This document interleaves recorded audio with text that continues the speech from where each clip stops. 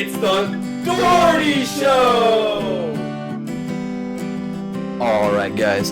We're going to have a very juicy show today. We got some crime bust. We have a special guest named Jerry on the show today. He's going to be a war veteran from Afghan. We got Lizzie McGuire. We're going to talk about her, or Hillary Duff, whatever you want to call her. Justin Verlander has been on fire lately. Literally, he's been on fire. And last but not least, we got Dolphins getting high off a pufferfish. Yeah, I said it. You're going to enjoy the show today, guys. Stay tuned.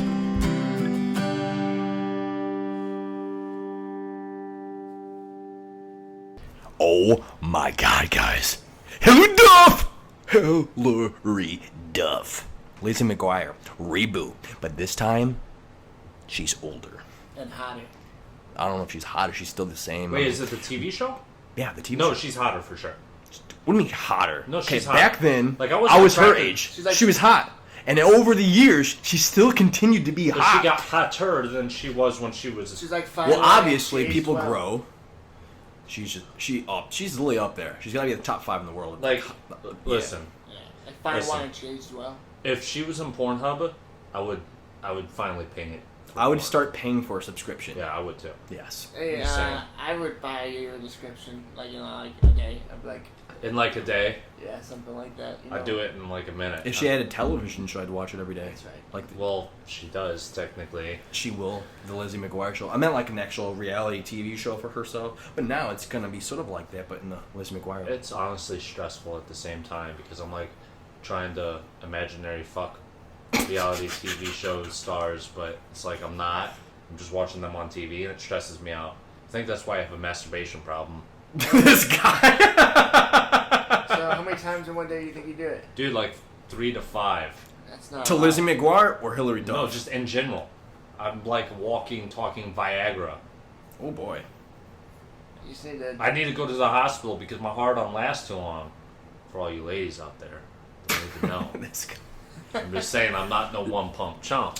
It's gonna happen, and then I'm gonna go home. Actually, after never mind. But anyways, He said, "Yep, they're gonna kick me to the curb afterwards. go eat Frosted Fuck me and Flakes leave or me." something. Well, But yeah, Hillary Duff is coming out with a not brand new, but a new show. It's Lizzie McGuire. It's a reboot from back in the day. Watch it. It's amazing. She's amazing. She's gorgeous. She's beautiful. Watch it. It's probably gonna be her as a mom. Interesting. I can see that. Absolutely. She's older now, man. Like, Well, that's what they did with Fuller House, isn't it? I don't know. I don't even watch that. To be Yeah. honest. I don't either, but I saw like the synopsis for it. All the kids are adults with kids. Right. I mean, I didn't even watch it back in the Or day either. Girl Meets World is about Boy Meets World's kids. I never watched that either. I know, but I'm just I mean, saying, I- like I the general did- synopsis of But that's the what. shows. But that's what it is. Yeah, I feel. what you if on that. it's a rated X version of Lizzie McGuire? Yeah, that's definitely gonna happen. Yeah, because it's gonna be on the fucking Disney Channel. They're Yeah, gonna make 'cause an Hillary- X-rated fucking. I mean, that'd be awesome. Yeah, that's what I'm But saying. the chances of Disney It's gonna ever be doing called it is Disney After Dark. 0%. Disney Premium. Disney After Dark.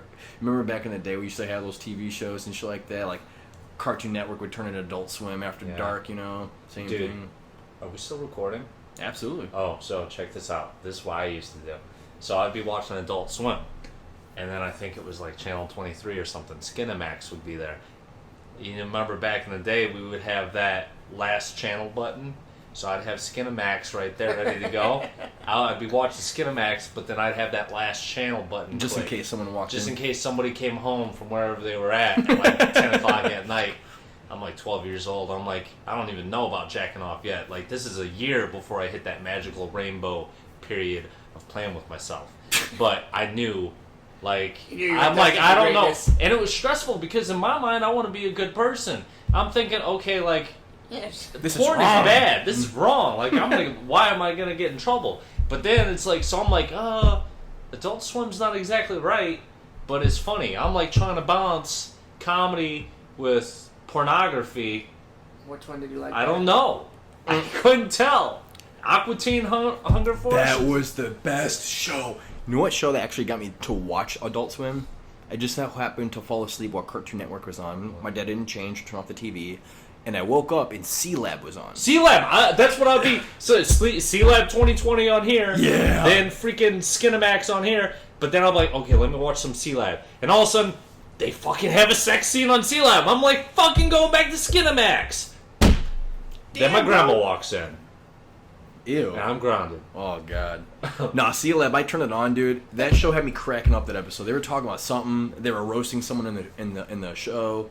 It was just funny as fuck. I could not stop laughing. My dad walked in and I got grounded for being up at 2 o'clock in the morning. Space goes coast to coast. And then another time, I have a funny story about your little, yeah.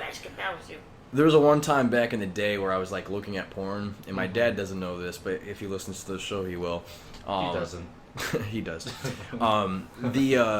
We had this old ass fucking dial-up computer and shit like that, back when we had MySpace and shit. Mm-hmm. Well, I was looking at porn on that computer, and it was like late at night. My dad was in like the living room and shit like that. I was in their room because we only had one computer, and MySpace had like a virus back then or something like that. When you X out of one of them, like 5 more would pop up or some shit. It was so annoying. So I left one open on purpose so I wouldn't X out of it and have more pop up, because you have to keep Xing out of all of them and they finally all close. It's so annoying. So I was looking at all my stuff I was looking at, and the next thing you know, my dad walks in. I'm like, oh shit. I'm trying to X out of everything, okay? And that last porn thing is just frozen on the screen, and I'm like, oh shit. He's coming up behind me. He's like, what are you doing in my room at this late at night? I'm like, oh my god. I'm like, they're not answering him. I'm just trying to fucking X out of that shit. I'm like, fuck, X. By the time I get over there, I got everything X'd out, and just MySpace was open, but it kept fucking popping up, and it would not go away. And my dad's like, what are you doing? I'm like, looking at MySpace. He's like, you're on MySpace? Get your ass in the room. Smack me in the fucking face or whatever it was. I got 2 porn stories I can use to follow up on that. Okay, so back in like circa 2005, before things like YouTube and whatever were major, it was back when we had to like download the videos on QuickTime Player and shit. Oh my god. That's how you get hella viruses. Yeah, me being 12 years old, I didn't know that those files stayed after the video was done. So then my mom would be on the computer afterwards. I'd be like, what is this downloaded file? It's not even her computer. She doesn't even live there. Why are you on the computer searching shit, Mom? Fucking porn downloaded. They're obviously blaming me. I try to blame my grandpa. That didn't work out too well. I'm getting caught. Like, I didn't know that shit saved. I didn't know any better. Thing number 2. This is when I was 18. I went to visit my cousin. Okay, dude, I got more porn stories I can tell than that. I went to visit my cousin. Dear my lord. I got one after. Listen. Oh my god. Well, I got this one, then I'm going to tell another one. Oh my god. I went to visit my cousin, right? I was out there for like 3-4 days. And there was one day, he had like a 2-story house. And so he's downstairs cooking. I'm like, I was searching something on his computer upstairs. I was like, look at some porn. So I pull up some porn. And then I'm like, pants are off. I'm getting like, I'm about to watch this black girl get it. And I'm pulling a Danny Holtzman. Anyways, next thing, so then I'm like, oh, I start hearing something, so I exit out. Next thing I know, my cousin pops up behind me. He's in his 40s. He's not a kid. And my pants are full. It's dark in his room. He doesn't see, he's like right behind me. He doesn't see, I'm butt-ass naked from the waist down. My dick is out. But he can't, I'm like, oh shit. I got Facebook on like right there. And he like scared the shit out of me. And then he's like, oh, dinner's done. And I'm like, thanks. He doesn't see this. In the darkness, my big ass dick is in my hand. Oh god. But here's another story. This is the most fucked up. I did this to Michael Parker. Oh my. So back in like 2008, we were 15. So he's in his room upstairs in his house. His room, his parents' computer room. They were like side by side. He's like, hey, we're playing GTA 3. This is, I mean, it was even old back then. He's like, go get some cheat codes off the computer. Well, my dumbass, I decided to lock the door, hop on some porn, and yank it really fast in his parents' computer room, right? Then I come back with the cheat codes. Fucking years later, I find out I fucking loaded their computer with viruses, And they contacted like Netgear or some shit like that. Netgear said somebody's been watching porn. They blamed him. And then I told him about it later on. He's like, you son of a bitch. My parents blame me for that. Yeah, I crashed his family computer. And first off, yes, I do like black women. Secondly, I have a porn story myself. Yeah. Okay. We used to have this printer, but every time I'd print out new pictures, sometimes it wouldn't print, so it would delay. You'd print out pictures back in the day? Yeah. That's how you guys know how old we are, is we used to print fucking pictures. Yeah, We're well, going, I mean, like, if I can't get on the computer, my dad was always on the computer. oh, trust me, I used to have some, like, pictures. Chrissy Hemme from fucking WWE and shit. Yeah, so, like, I need some stuff for my own personal usage. Well, anyways, it didn't print out. It didn't print out till the next day. I think I know where this is going. So it was like some hot Latino bitch or something. But I really wanted this picture bad. Next day, my dad confronted me and I was like, is this yours? I'm like, no, Kelly printed it out. So my sister got in a lot of trouble. My dad thought it was like, you're a lesbian dyke. Oh, this is fucking terrible. Oh, and my sister was that. crying, and I'm like, I remember that. and then I told her like a couple weeks later, I was like, yeah, I printed out those pictures. I'm sorry you got yelled at. But I don't know what to do. So you were a little bitch for that one. I remember that situation. Yeah. Unreal. Kelly's crying. She didn't try one. It was like, I think it was our freshman year. Well, my freshman year of high school. Your 8th grade year. Unreal. But, yeah. Yeah.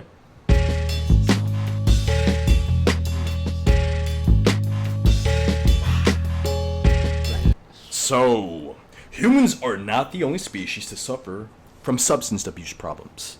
Apparently, and it's not just, I mean, there's other species out there like horses and elephants and monkeys and shit, but dolphins get hot too. Apparently, they eat pufferfish, and pufferfish produce a potent defensive chemical which they eject when threatened.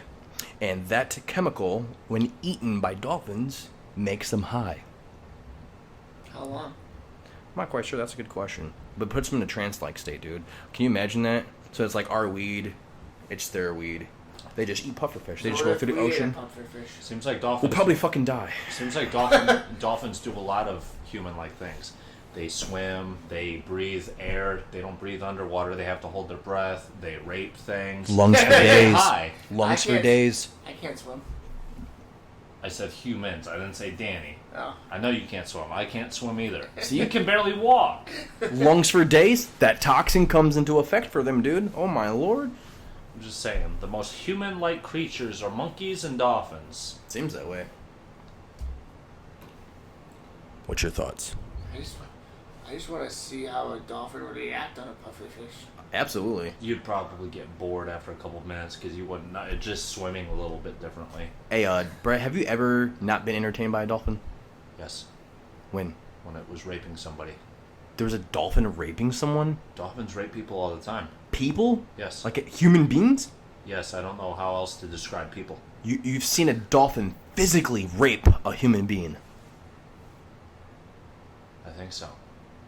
That doesn't sound like a confident answer to me. No, I just sounds like I missed most of it. Listen, I'm just saying. You just asked me a question about dolphins. He's like, dude, they're so human they Answer. rape people. I'm like, Listen, what? dude, I don't care. Oh, you can jump out of the water and flap your fins. I can flap my fucking fins too, asshole. They do a lot of things, man. Dolphin They're a ass. very talented species. And they're intelligent. Very Yeah, intelligent. they're intelligent. They're You probably know one of the what's smarter than smartest them? fish in the sea. And they're All the safer from land. a shark. They're not fish. Whatever, same thing. And they're No, safer it's If not they're in the the same ocean, thing. I'm gonna call them a Mammals. fish. They are mammals. And they're safer. So, and those fish in the water probably call us just humans. Fish have gills. They breathe water in. Dolphins do not have gills. Dolphins have they breathe oxygen. That's why they come up for A fucking air. mammal. There you go, a mammal.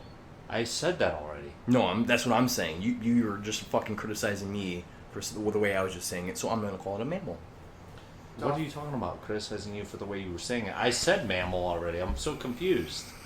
You were just yelling at me about the way I was just saying everything about it. Yes, because you called it a fish. Right, so I said I'll call it a mammal going forward. Okay, call it a mammal. All right.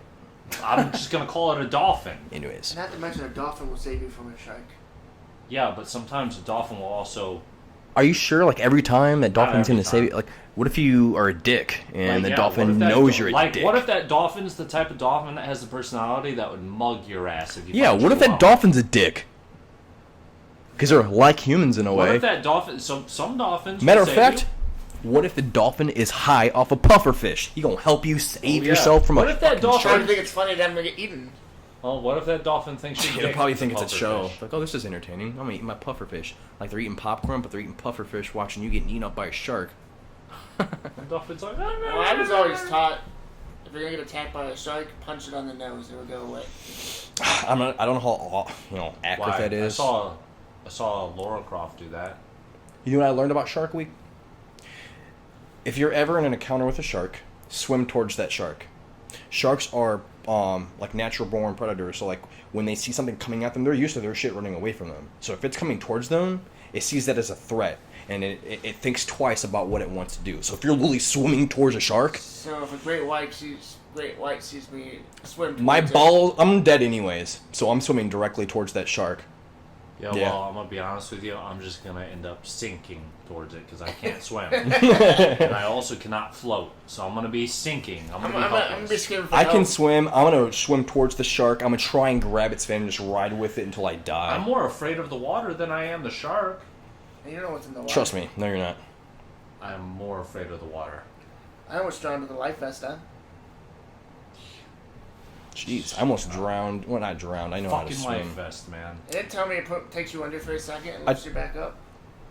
Yeah. Did I tell you that I had to save Nathan Workman a long time ago? God, I don't. Why? Why'd you just do that? Why'd you do that? Why did you Because I'm a save nice person. Well, if you were a nice person, you wouldn't have done that. That's very, not. I don't know. That's a very contradictory thing. Anyways, we were canoeing on the river down by Sugar Creek, down in Turkey Run, and this motherfucker wanted to go upstream. I was like, nah, man, we can just go downstream now. This motherfucker wanted to go towards the rapids because he wants to ride the rapids, thinks he's a badass. We went towards the rapids, fucking shit tips over. We hit a fucking rock. We go under, we lose all our shit. He, like, I don't know if he got knocked out or I can't remember. But I remember him hitting his head on something. He went underwater. I hit my fucking leg on tons of shit, man. I was all scraped up. Found him underwater, and then like literally carried him all the way over to the sand like bar, like in the middle of the river, and we just stood there until people came by, and we like waved them down, told them to call the police. Someone called the police, and the fire trucks came out and saved us. But yeah, I literally had to carry this dude on me like all the way downstream until we found a sandbar and shit like that. And in addition to that, I was able to retrieve our canoe still. I found it somewhere. But everything else was gone. Everything. Phone, fucking food that we had under our coolers, all that stuff, gone. Shoes, That gone. blows. My shirts, gone. That's some shit you probably wouldn't really get away with nowadays, though. Also, we have an award every single year when we go down to Turkey Run. Whoever does the stupidest thing gets the dumbass trophy. Guess who won it that year? You too. Yep. Yeah, fucking stupid. But yeah.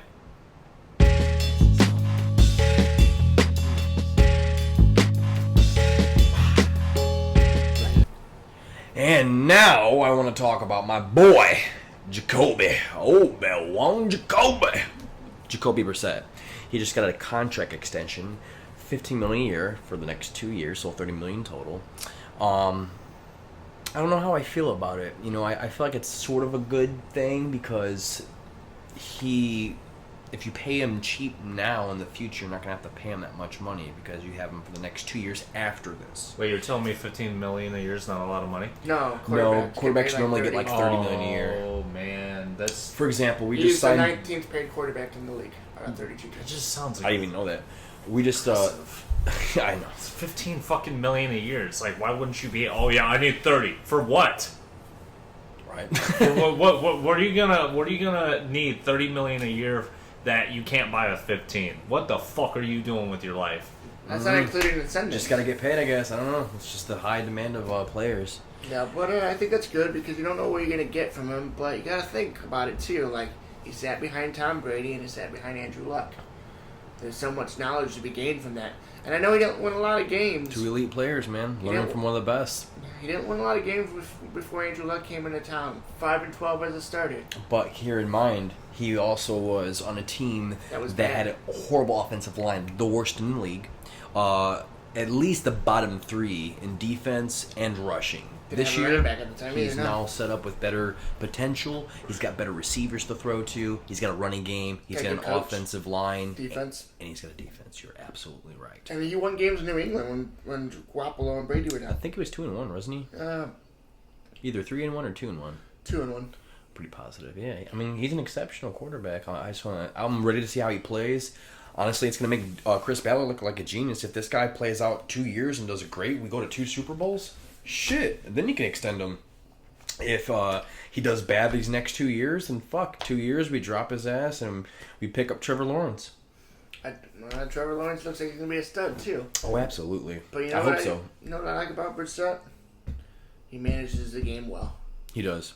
He makes really smart decisions. And I picked him with my last pick in my fantasy draft today, so... I actually just watched an interview with him on the Pat McAfee show. He was saying in there that he doesn't know how to slide yet, so he's going to learn how to do that. And I think Pat McAfee made a good point saying that Andrew Luck had a problem with sliding before because he always wanted to be so tough, so he just takes the hits. And, Adam Vinatieri came over. He's like, "Hey, man, I think the team would appreciate it a lot more if you didn't take those hits." You know what I mean? So Jacoby probably to last longer. Yeah, exactly. So I'm hoping. Look at Tom Brady. Look at the Peyton Mannings. They didn't like taking hits. That's a prime example. I mean, Tom Brady, he avoids any hit whatsoever, and he takes care of his body dramatically. You know what the problem with that is, though? What? The first time you get hit, you are not physically built for it. He can take a hit. Oh, he can be taking hits. He gets fucked up all the time. But Tom Brady? Yeah. But he avoids hits. Like, so if he's, running towards, the sideline and whatnot, he's not going to try to get the extra yards. I can understand avoiding hits, but I'm saying if somebody never took a hit, they're going to react far different. Yeah. Their body's going to break down. They'll get broken like glass. But I think it's smarter that somebody, to move, somebody that avoids hits but can still take a hit, not somebody that deliberately takes hits. Right. Because then you have a very short lifespan. Absolutely. Andrew Luck, 6 years. Tom Brady, 20 years now?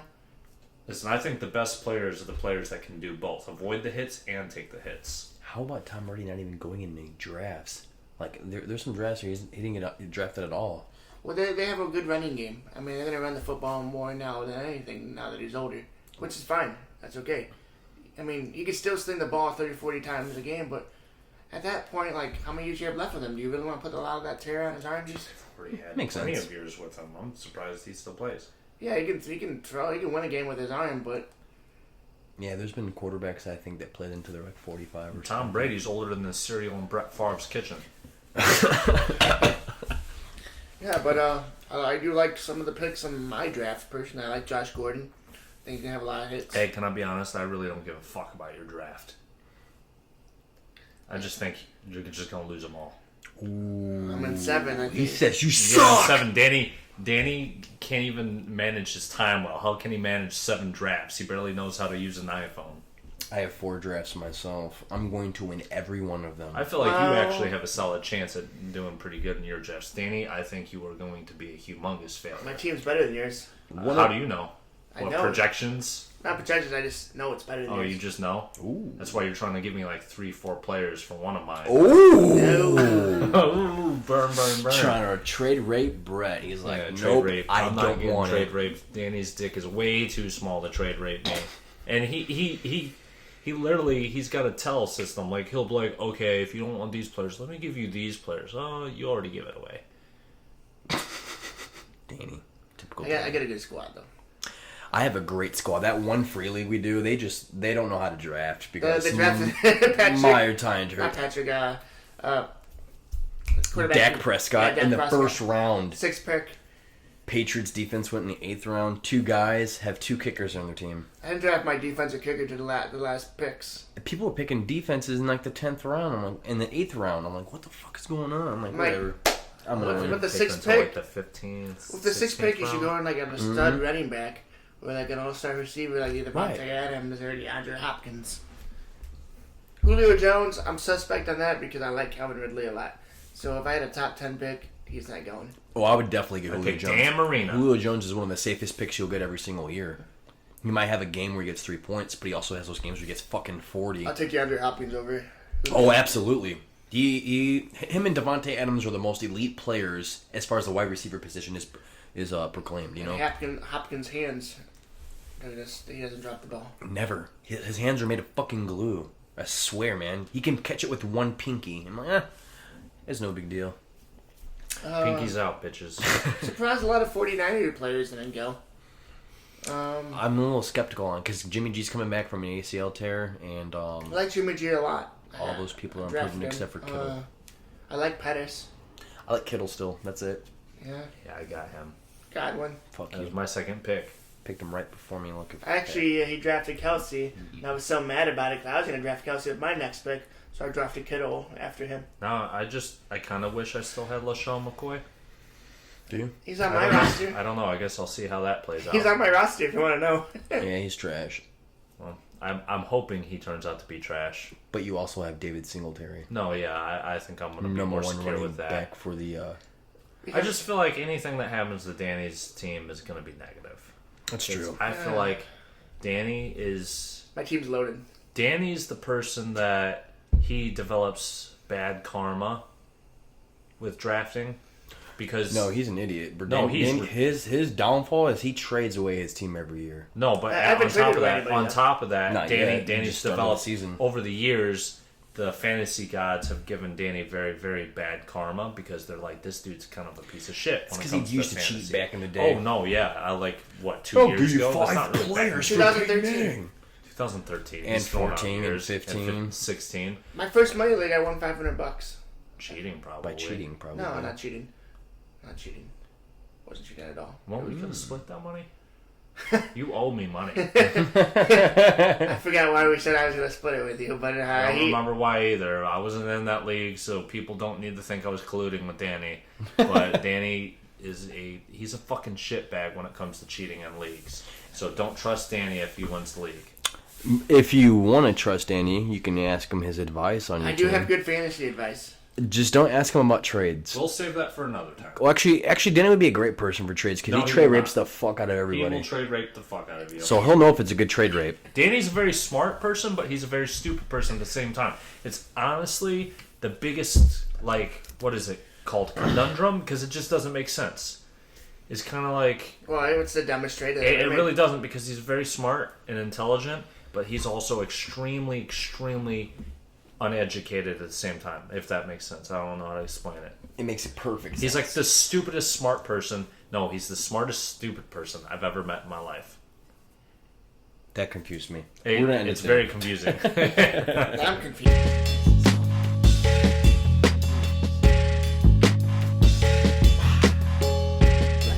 Oh my god, guys. Justin motherfucking Verlander. That dude is literally on fire right now. He's 15-4. He's getting an insane ERA. It's definitely, I think it's under 2.5, somewhere around there. 2.43? Something like- 2.43, yeah. Something like that. Yeah, it's fucking nuts. And not only that, he's 36 years old. And he just had a career no-hitter not too long ago. Literally, a couple days ago. I thought he got they gave off 2 hits in the first inning, and after that it was a no-hitter. So 24 batters faced. Could have been, yeah. You're probably right. But still, that's impressive in itself. Literally, though, that's his... I thought it was a career no-hitter because I thought it was his third one. Oh, yeah, it was a walk. He gave up a walk, and the rest after that was a no-hitter. Now I remember. Blue Jays. Right? Yep. 3 no-hitters in his career. No, that's where nobody gets on a... Not a single person gets a hit whatsoever. Dude, you remember when... no home runs. Now, perfect games when no one gives up a walk or error. How many perfect games have happened? I mean, a lot, but it's really fucking tough. No, Rare. how many? Because remember, we saw the second one ever happen in history or whatever. and Mark your dad- Burley? Yeah, your dad said we would never see one happen again in And history. I've seen a couple and more then after a that. couple more happened. Yeah. It was like the second one in history or some shit like that in 70 years.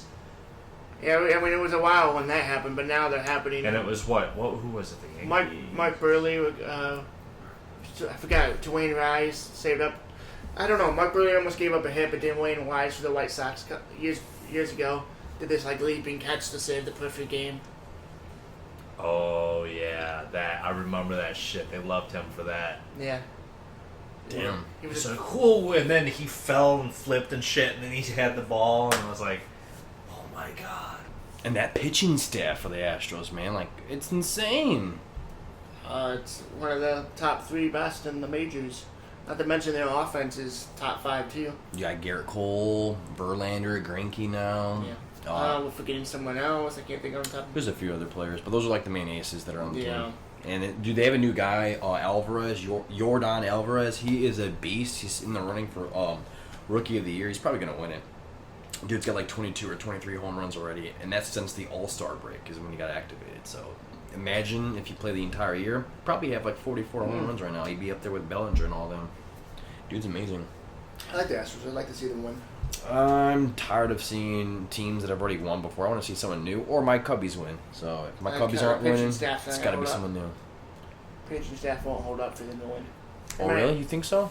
I don't know, man. Schwarber was looking pretty good today. Contreras came back, hit a home run first at They have bat. to score at least 5-10 runs a game. That's all we need to do, bro. That's all we need to do. That's not always the case. Oh, Lester also pitched 6 scoreless innings. Well, are they after still the first 3 inning. games back or 2? Actually, he pitched a lot of scoreless innings. There was a lot of, he didn't do good tonight, though. Did they win tonight? He had the bases loaded quite a lot, but he just pitched out. But did he get out of there? Yeah, but you don't Get want my to ball, the hits, just get out of the inning. That's all you got to do. Yeah, but I don't want to see him load the bases. Because think about it, a good team that's going to verse him, like Milwaukee or even St. Louis or even Dodgers. You're telling me the Dodgers had the bases loaded and whatnot, and Lester's going to get out of that jam without scoring a run? He might have the best gonna be offense tough. in the league. So, but yeah.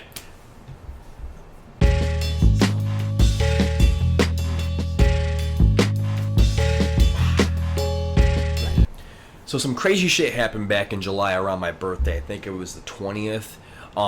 Some crazy shit I've never seen. There's a lot of mafias that are out there, and there's a lot of people that claim to be in the mafia. There's a lot of people that, I guess, are intrigued by them in some way. But Mafioso. yeah, they're just bad people in general. But there was I think a sting operation. It was called Project Sindacato.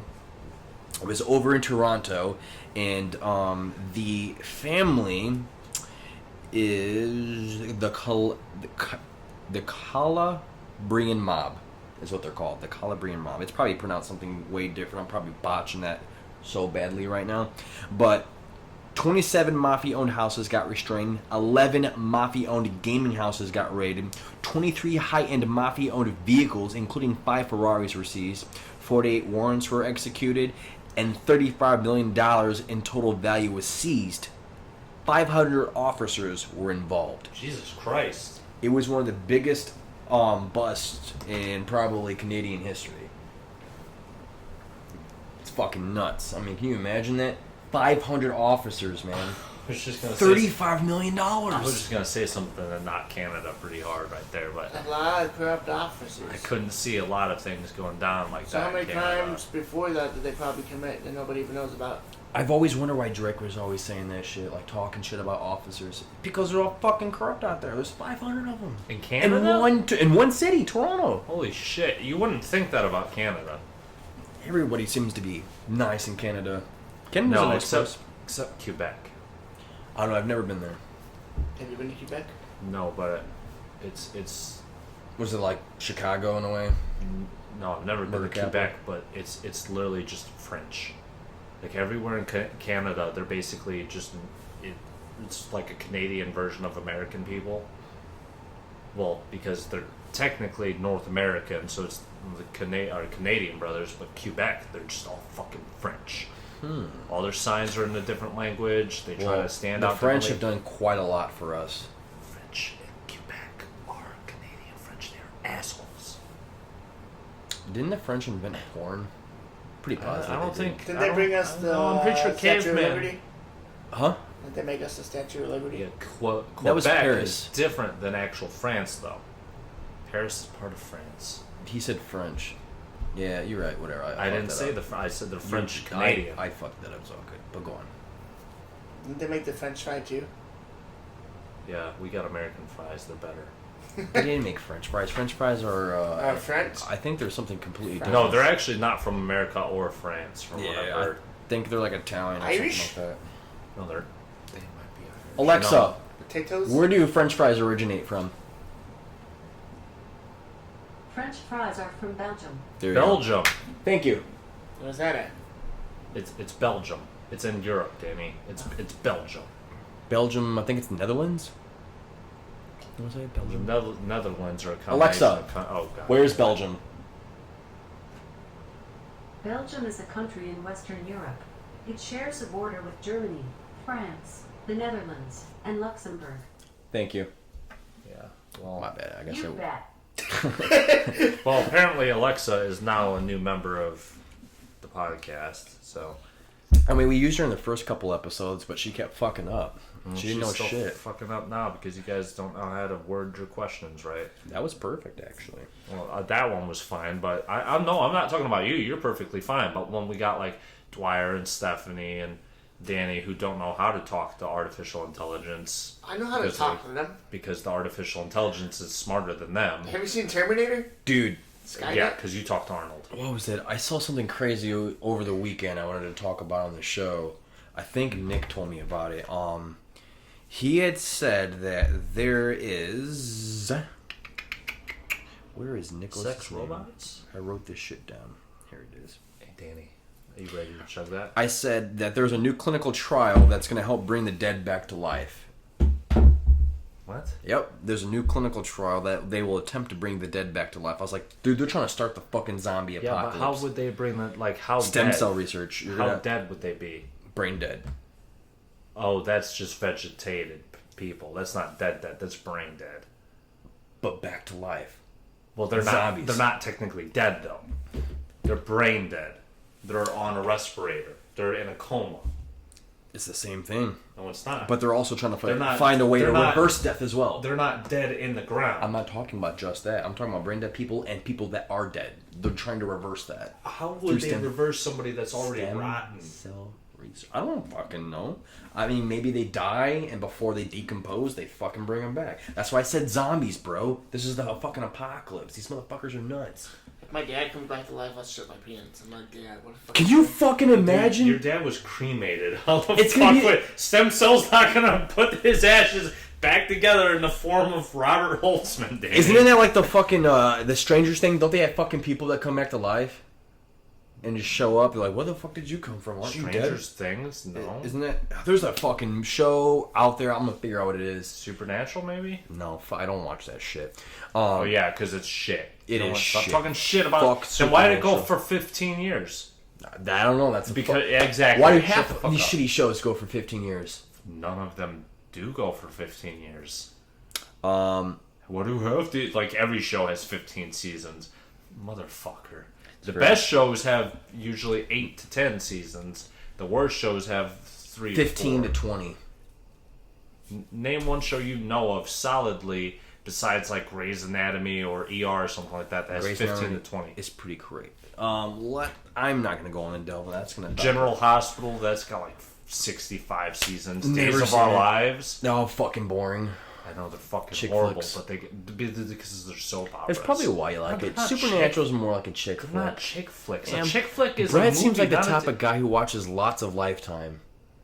I'm Is gonna that your kick favorite? you- Is that your favorite channel? I'm gonna kick you straight in the tank. I hate that channel. My grandma watches it all the time, and it's depressing. Takes me back mentally in the 90s. I don't like it. Unreal. All right, guys, we're about to get started with an interview with someone special. Stay tuned.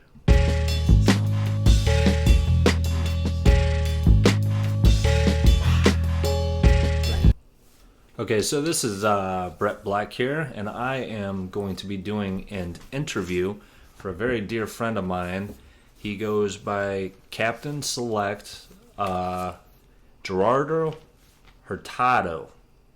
He is a certified badass.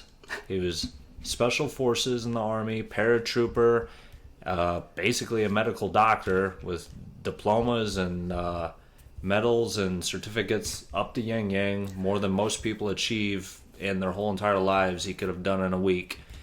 But he is here to grace us with some of his history. So basically, I'm going to ask him some questions. Well, okay, Jerry, how do you pronounce your name? First of all, let's say. Okay, I go by Gerardo Hurtado, my English version, but it's really Gerardo Hurtado. Because it's slightly difficult for most people to say. I go by my Americanized name, Jerry. Simply Jerry. Awesome. Okay, Jerry, so let's get to these questions. Sure, let's shoot. So, you enlisted, right? Correct. When did you enlist? It's volunteer, once again.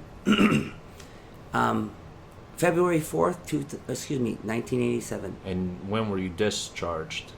Roughly October 2011. What made you join the military? Okay, basically, one of my greatest motivations is I have several family members, including my grandfather who served in World War II, and lineage from that side of my family. I have several uncles that served in Vietnam, 2 of them, and another younger brother of theirs that served in the United States Navy. And back in the 80s, it was hard for a lot of Mexican Americans to get an education, right? Correct, And Brad. the military helped you with that. That's right, Brad. I So, went ahead and took advantage of the GI Bill. oh yeah, and I definitely see that. You were basically a medical doctor. Correct, that's So correct. you got a very substantial education that the military basically funded. Correct, so but it's you- not a free ride. No, definitely not. You had to put in a lot of hard work. Correct. Because me personally, I've seen all your certificates and all your medals, and you've definitely done a huge amount. That's right. I appreciate your introduction of myself, first of all. I appreciate your friend Derek and his podcast and his audience for allowing me to be a special guest this evening. And with that said, I just wanted to go ahead and reiterate some of the actual dates. If I mispronounced it exactly, I wasn't sure.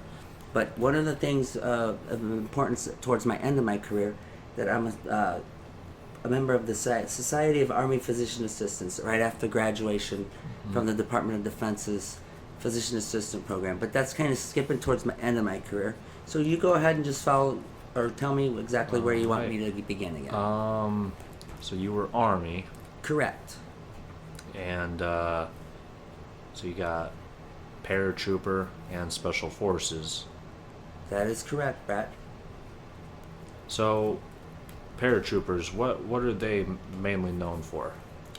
Okay, well, in a brief synopsis, as fast as I can try to explain it, is that, for instance, you've had a discussion previously about, like, one of the most popular invasions of all time, matter of fact, is the storming of Normandy Beach in Okay, yeah. France. And that occurred on June 6, 1944. Okay. Most people realize that was a large amphibious assault directly from Great Britain's southern border straight across to France when Hitler was occupying northern France. So with that said, most people don't know that before that daytime invasion, there was a night jump, which paratroopers, that's what we're known for, death from above we're called. Oh, okay. So what happens on a death from above is that usually we fly in so low that under the radar, literally, that they don't even see us coming in. Once we drop in, we assemble ourselves together, and we set up a defensive perimeter. And we actually set up with weapons pointing outwards and ready for a literal throwdown in case we don't get the chance to assemble properly. Okay. But nice. with that said, because there was a really bad incident with paratroopers not landing in the proper area. But since World War II, it is actually, we've dialed it in between the Air Force, which was birthed from the Army Air Corps. The Air Force is a lot more efficient, obviously, with the technology we have. We can come in stealthily in the middle of the night, anywhere on the globe. There's our airborne units, especially like at Fort Campbell, Kentucky, the Screaming Eagles. And then 82nd Airborne, All American is their logo. Hoorah! Okay, and there's units that are ready for standby. Their packs are ready. If they get a call from the President of the United States or anyone who has the congressional power to activate them anywhere, boots on the ground within 24 hours. Actually, less than that. Nice. That's quick. Okay, thanks. I Okay. appreciate that. Have you served in any wars? Actually, Brett Black, I have not specifically in any wars per Okay. se. But however, through all my exercise and training and secretive type missions that I had to be put on. It's as similar as if we're in the combat zone, literally. We have to be ready if we actually are literally engaged. I've been in deployments in South America. But with that said, excuse me for a moment. With that said, I was in during Desert Storm. Yeah, Desert Storm, because your listing was right around that time. Correct. And our unit was actually ready for deployment. We were in a facility where actually another unit was deployed because that was the need of the military at that moment. But my unit was a small medical detachment, and I was actually the NCOIC, which is the non-commissioned officer in charge of that unit. Even as a specialist E4, I got my commission as a hard stripes non-commissioned officer as a sergeant within 2 years, from private E2 to E5. Oh, you went with him. That's amazing. Well, That's actually, fast. it was a waiver because all my experience previously, I didn't even need to go to leadership school yet. Awesome. But I did have to go to complete the task eventually because the waiver has to still complete the process. Is that good enough answer for you, Brett? Yeah, that was amazing. Okay, well, I appreciate for the response again. Tell me, were you awarded any medals? And how'd you tell me actually about your favorite two? Just quick little rundowns, because I know you've told me personally. What was the name of two of the medals you were awarded, and how do you get them? What do they mean? Okay, can I just digress once again about getting called to active duty for wars? I actually did, excuse me again, I actually got activated for Afghanistan. A good friend of mine was actually activated, but he was a sergeant, staff sergeant at the time, I believe. Or, nonetheless, it's irrelevant. But when mission essential personnel were finally weeded out, I didn't end up having to get deployed. But my friend, I don't know if I'm supposed to divulge his name, so I just keep him anonymous. But he did get deployed into the combat zone in Afghanistan. Oh, you're still talking about the war? Yes, but I didn't have to go. Okay. But I was oh, yeah, ready. That definitely makes... So, okay, tell me the name of a medal that you've earned. No problem. What's the name? Okay, well, one of my first achievement medals, Army Achievement Medals. Okay, so Army Achievement Medal. How do you get it? What does it mean? When we're not in an actual combat zone, they actually evaluate every single facet of what occurs in the combat zone. We have comptrollers, they're called.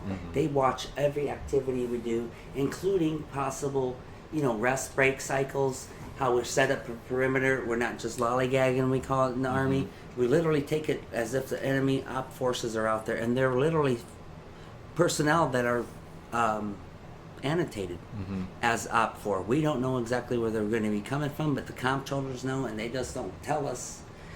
That way we would be in a similar situation in the combat setting. With that said, is that good enough answer or response? Well, that didn't explain how you got Correct. the medal. So here's what occurred. Basically, I was a platoon medic for at least 30 personnel or so. A platoon could range between 28 and even up to 40 personnel. I actually run with the platoon leader, which is usually a hard officer already, because he's in charge of the whole platoon. Platoon sergeant, radio transmission operator, which is an RTO, forward observers from the artillery. But on this particular mission, you want me to read some of the commendations that they specifically awarded? Yeah. Private Hurtado, this was when I was actually still a private. Private Hurtado's relentless efforts to ensure the soldiers of his platoon were physically prepared greatly aided in the completion of all assigned missions. I professionally assisted 2 emergency casualties with IV injections and other life-saving techniques. I actually had to call in a medevac chopper to come in and actually get them out of the zone. And if you want me to discuss another specialty, I'll get into that. But moving forward, we were actually about to do a night deliberate attack on a hill, like Hamburger Hill. It's very difficult to take the high ground. So that's one of the reasons why we were moving up this objective in a night operation. But this, proceeding with the actual award, it says, and medal, it says, during a night deliberate attack, Private Hurtado was one of only 3 survivors in the platoon because of my valiant efforts to complete the mission. Private Hurtado's pride in his job and enthusiasm reflects great credit upon himself, which is me, of course, third party, the 6th Infantry Division, and the United States Army. Great. It's given from from Washington, D.C. Go ahead and Spice. Okay, so tell me about a second medal, and then we'll move on to the next question. This is one that was later on in my career after I progressed from a combat medic to a combat medical hospital setting, which is like a MASH unit from the TV show with Alan Alda, if you understand. Very good. So, but it's a lot more complex nowadays, and we can do a lot more in that setting. I went to the Army Practical Nurse course up in Colorado, but we'll fast forward. There was a lot more things that occurred. I get commendations for those things. Graduated on the commandant's list, was like the dean's list. But fast forward to the specific question, was the Army Commendation Medal that I received when I became, well, I already was a staff sergeant at this point, which is a Staff Sergeant E6. Excuse me. With that said, once the MASH, they decided that the MASH was not as relevant at that moment, so they disbanded us and put us in different parts of the region. So this one, actually, do you want me to read any portion of it? Yeah, go ahead. It says, meritorious achievement while serving as the NCOIC non-commissioned officer in charge of the Physical Exam Center. It's local, but I'm not going to discuss where. It says, Sergeant Hurtado's hard work and dedication has made him a valuable asset. My knowledge and caring for the soldier has helped make the Physical Exam Center a success. In addition to, it was all a compilation of what I progressed in the MASH unit also. They didn't mention it, but that's what it's meaning. Myself, of course, Sergeant Hurtado, Staff Sergeant Hurtado, brings great credit upon himself, the detachment, and the headquarters of that unit. Is that good? Yep, that's great. All right, thank you. Did you do anything special for luck when you were out on the field? Interesting, like I said, I don't believe in luck. However, I'm kind of a Colts fan. Is that okay to say? All right, very good. And I'm just put it on the horseshoe. And I really don't believe in just random luck. I'm a man of faith. And I have a praying mother. Whenever I had to go on any deployments, I just asked her to remember me in prayers, of course. I had my own way I prayed. I knew I'd be safe. But one of the things I would do, like when we paratrooped into a particular drop zone, that's one of the first things I do, make sure everything's intact and check.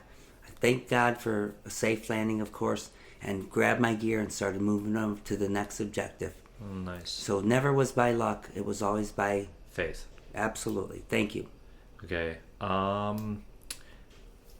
Name a couple places you've traveled to that you're at liberty to discuss. Well, thank you for expressing it that way. But one of my favorite type of exercises was when we jumped into South Korea. Obviously, it was the largest free fall paratrooping exercise in the free world. Period.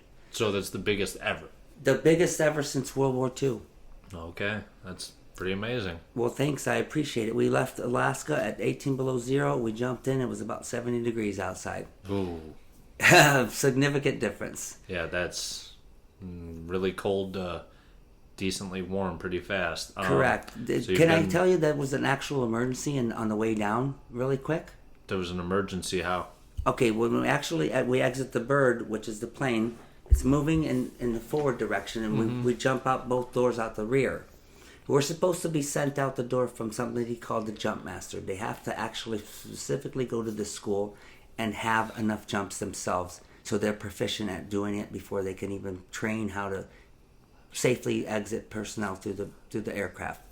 So before we jumped into Korea in this particular event, there were too many personnel too bunched up.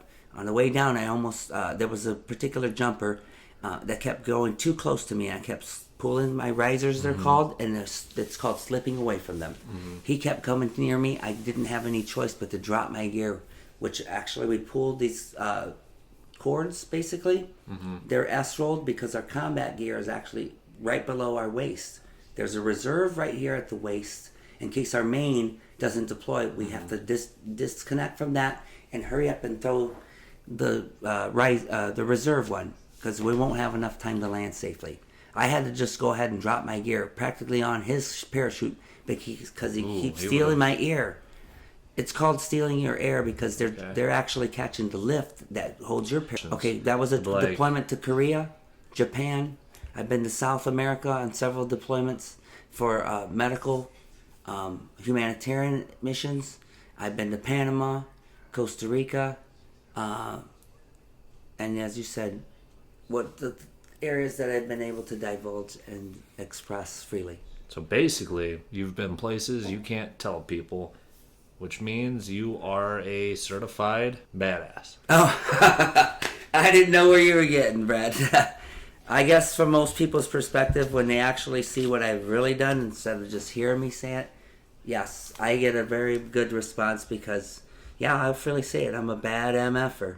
Oh yeah, Thank you. you've done what a lot of people could never do. Well, thanks for that commendation also from your mouth because really, it really is beyond what a normal guy can ever Oh yeah, achieve. it's far beyond what a normal average person. There's nothing about what you've accomplished in your life is average, Jerry. Well, I appreciate that, Brett. And I give thanks to the Lord for that. And so, have you ever done any pranks in the service? Or are you not a big pranker? No. Usually because I'm a medical guy. Yeah, they medical always try guy. to mess with me, but Yeah. but whenever I've been challenged, I have to put the Rangers So- in check. So people would try to prank you, but you wouldn't prank people. Correct, but if they Okay. tried to see who was tougher, I always show them up.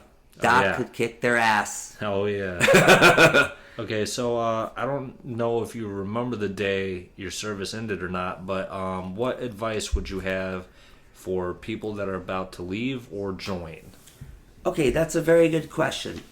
I would rather start with about to enter into the service. Before you sign all the documents for your initial enlistment, please consider the fact that it's fun to be able to shoot guns, blow things up, but that's not what people were looking for when you get back from from any type of your training. So with that said, most employers in civilian sector will look at the fact that you know how to follow orders and you know how to do teamwork. But I would highly recommend that any of the listeners would ever consider, or anybody who they might be their friends that are considering the military, it's actually a very good choice because it made me grow up quick. Oh yeah, I don't have to rely on mom or dad for certain things, but of course they're always there for us. definitely.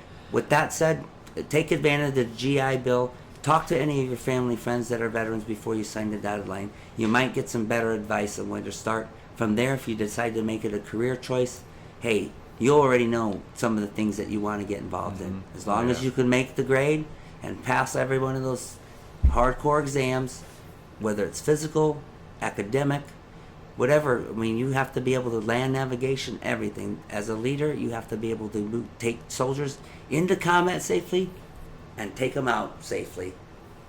Is that good to go? Oh yeah. Thank you. Hoo-wah, we say. So career after the service, what did you do? Okay, because I got my Department of Defense training as a physician assistant, as I mentioned before, a Society of Physician Assistants. But we also take a national certification in the United States to make sure that we're still proficient to work in clinical settings. With all that said, I became a subspecialty in pediatrics, children, of course. I have accommodations, thank yous from staff, but my biggest pride and joy was working in a hospital setting as a hospitalist. I actually can admit patients from the beginning of their treatment plan. I established a treatment, give them their medications, consult anybody they need to help them through their process. So Round you're on them. basically a doctor? Correct. And I even have commendations from a doctor calling me Dr. Jerry Hurtado. Amazing. Thank you, Brad. So after leaving the military, did you keep in touch with any of the guys? Oh, of course, I try to, but every time you move to a new duty station, you have to develop a new social group and get acclimated to that social. I can that imagine setting. being in the military for 24 years, you met a lot of people, so it's kind of hard, especially before the years of social media, to keep in touch with everybody. Correct. All the places you've been, all the faces you've seen, all the names you've heard. It's almost virtually impossible to Keep up in with everybody. content with everybody.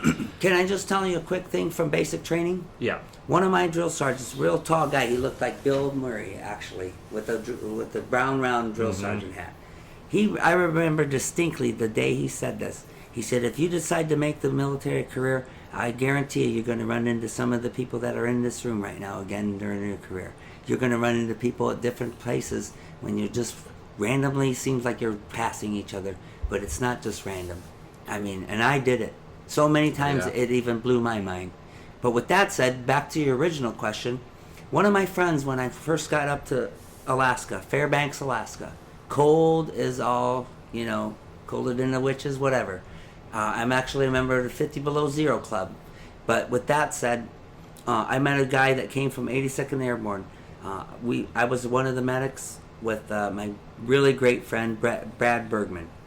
Okay, but when this guy that came from 82nd Airborne, he happened to know one of my friends and in his dorm, if you don't mind, Tim Pettit. And with that said, his son Jacob is about to graduate from U.S. Army Airborne School at Fort Benning, Georgia. Oh, nice. At the end of this week, on Friday. Tim and I are going to link up on Thursday in Atlanta, Georgia, obviously, the international airport. And we're going to link up there and then get ready for his graduation. Oh, nice. He wants me in my dress greens, ready to help him pin those jump wings. They're called blood wings. We actually punch them into their chest because they earned them the hard way. Amazing. And last question. Sure, go ahead. So I heard you're writing a book. So with that said, it's actually part metaphor, but also literal. It's tentatively titled Modern Armor for Modern Warfare. Basically, what's the synopsis of your book? Like, what's it gonna be about? Is it gonna be about your life experiences? Well, partially in my life experience, but also I learned these things from the United States military. I'm a hardcore warrior for real, and you know that already. But all those principles that I have been able to apply in my life, I've actually been selected several times as the motivating force in the whole group of 300 personnel. Over 100 personnel, they selected me immediately because they know how to motivate people and boost the morale of people. So with that said, my book is about attacking life's challenges. Everything that comes at you, if you apply the principles in my book, I guarantee you're going to achieve your goals. All right, very good. With that said, I'm also currently involved with a production company called Film Harmonics. It's actually a play on the word Philharmonics. With that said, the president of Philharmonics, scratch that, I'm just going back and forth through just a moment. Basically, Philharmonics was birthed from a man named Greg Jasek. He actually has played with the Philharmonic Orchestra, the Boston Symphony. He's played at Carnegie Hall. This is a man who's been there and done it in his forte. So with that said right now, I'm actually not just a business development guy. I'm also their business development, creative development, their military advisor, and our first production is about America's history. I really can't divulge completely. It's completely fine. But we will be honoring certain people at the events, and of course, you're definitely going to be at one of our first shows. Amazing. You already know that. All right. Are you excited about going someday? Oh, yeah, definitely. All right. I'm excited for you being there watching what we're doing. Well, Jerry, me personally, and all of us at Dory Show would like to thank you for your years of service and protecting this great country. Okay, well, Brett, with that said, I appreciate the acknowledgement, but it's not a one-team thing or one-person thing. No, we definitely know, but exactly, you're the and one person on the show. Exactly. So with that said, I want to send a shout-out to all my brothers and sisters that don't just protect from the Army, they protect our borders in the Coast Guard.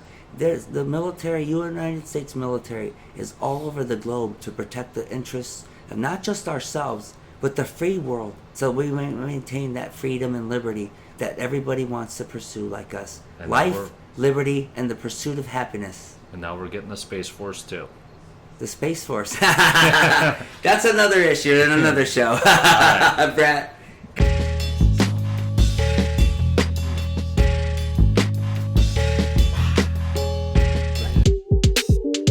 Yep. You guys know what it is. It's the end of the show. I appreciate you, Jerry, coming on the show today. This dude is a motherfucking human. I swear. He has been through it all, and he's writing a book about it now. He's going to share his story with the world, and we will let you know when that book gets released. We'll keep everyone informed. Everyone, we appreciate you guys listening to the show. Keep subscribing, aiming for the 1,000 follower on Twitter. And we're also aiming for 100 subscribers on YouTube. Right now we're at 38. Keep it rocking, guys. We appreciate you guys. We got ya!